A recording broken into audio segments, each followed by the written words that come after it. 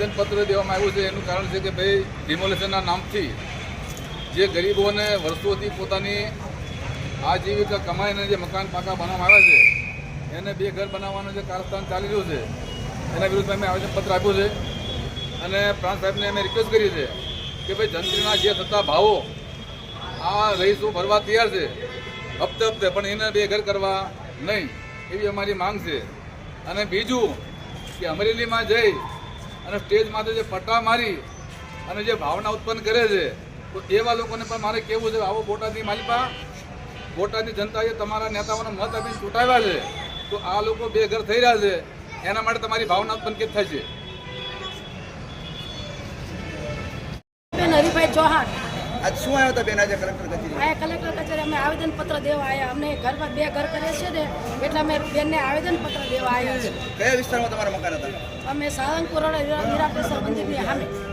તો એ પાડી દેવામાં આવ્યા છે? હા, એ પાડી દેવામાં આવે છે. તો અમારે અમે માંગ કરવા આવ્યા જ્યાં રહેવી ત્યાં અમને ફાળવી આપે, અમે પૈસા ભરવા તૈયાર છીએ.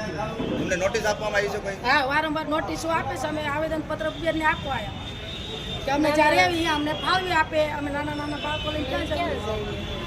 અને કેટલા એને બધા મુંબઈ જેવી નગરીમાં એમને ઝૂંપડા વાળેલા હતા, અહીંયા એમને પોતાનું કરી દીધું છે.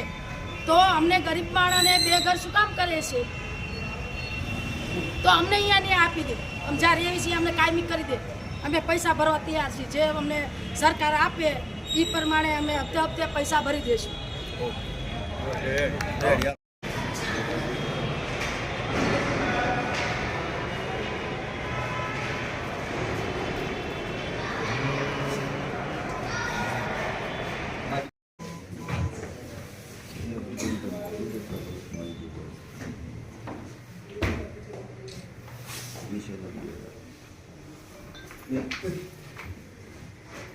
આપના માધ્યમથી સારો અભિપ્રાય મળે એવી આશા રાખી.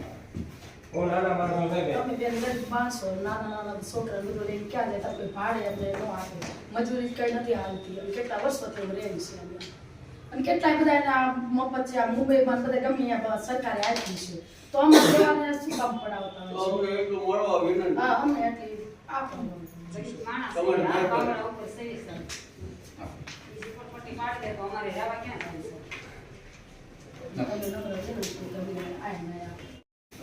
ડિમોલેશનના નામ પર જે બોટાદમાં દબાણ બહુ જોવાની વાતો છે અને વર્ષોથી બોટાદમાં વસતા લોકો 30-35 વર્ષથી જૂના જે લોકો છે જેના કાયદાનું કોઈ જ્ઞાન નથી, પણ પોતાની આજીવિકા કમાઈ લોકો પાકા મકાન બનાવ્યા છે હાલના સંજોગમાં.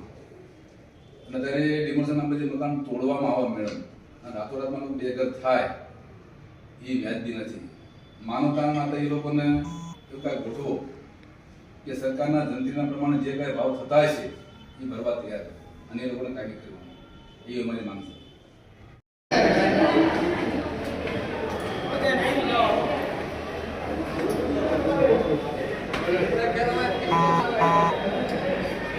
તમારે બહુ